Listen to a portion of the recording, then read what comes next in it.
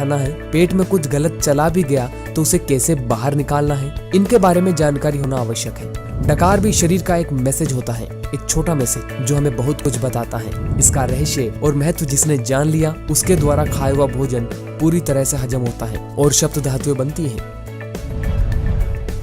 हमारे आमाशय का साइज एक मुट्ठी जितना होता है। ध्यान दीजिए दोस्तों, इसी में हमारा सारा भोजन इकट्ठा होता है। ये आमाशय है छोटा, पर ये अपने आकार से 3 से 4 गुना बड़ा हो सकता है, क्योंकि ये थैली नुमा है। इस जगह हमारा भोजन लगभग 5-6 घंटे के लिए रुकता है। अब आगे थोड़ा ध्यान से समझिए। जब सुबह सुबह हम खाली पेट होते हैं तो आमाशय सिकुड़ सा जाता है। इसमें कुछ शुद्ध वायु रहती है। जैसे ही आमाशय में पहला भोजन पहुंचता है और आमाशय भोजन से लगभग आधा भर जाता है, लगभग इतना, तो आमाशय की शुद्ध वायु हमारे मुंह में आती है, जिसको तृप्ति डकार कहा जाता है। इस तृप्ति डकार द्वारा हमारा आमाशय हमें चेतावनी देता है कि अब तृप्ति हो गई है, खाना बंद कर दिया जाए, क्योंकि आमाशय आधा तो भोजन से भरता है और आमाशय का 1/4 भाग पाचक रसों से भरता है। अब बाकी बचा 1/4 भाग खाली रहना जरूरी है, क्योंकि आमाशय में भोजन को हजम करने के लिए मैकेनिकल एक्शन मंथन क्रिया होती है, जो भोजन को हजम करने में मदद करती है। इसको आप इस सरल उदाहरण से भी समझ सकते हैं। जैसे कि अगर हम मुंह को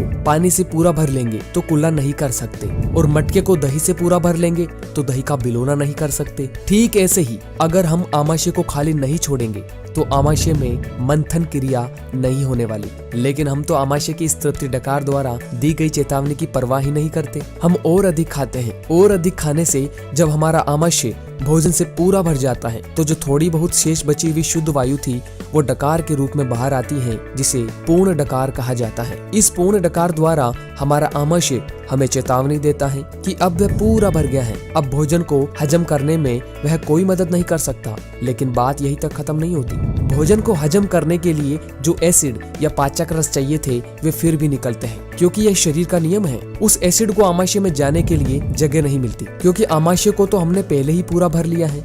अब वह एसिड आमाशय के ऊपर के भाग में भोजन नली में ही पड़ा रहता है। ऐसी अवस्था वाले व्यक्ति कहते रहते हैं कि उनको जलन, एसिडिटी होती है, या उनके शरीर में तेजाब बन रहा है। अब आगे की कहानी और खतरनाक है। आमाशय में जो भोजन ऊपर तक हमने ठसाठस भर लिया, उसकी दशा एक बंद डिब्बे जैसी हो जाती है। अब ना तो इसको पाचक रस मिलने वाले और ना ही मंथन क्रिया के लिए जगह। अब ऐसी अवस्था में भोजन सिर्फ पड़ा रहता है और पड़ा पड़ा सड़ने लगता है। भोजन जब सड़ता है तो उसमें गैस बनती है। ध्यान दीजिए दोस्तों, भोजन जब सड़ता है तो उसमें गैस बनती है। ये गैस कुछ तो गुदा द्वार से बाहर निकलती है, जिसको हम पाद के रूप में अनुभव करते हैं, और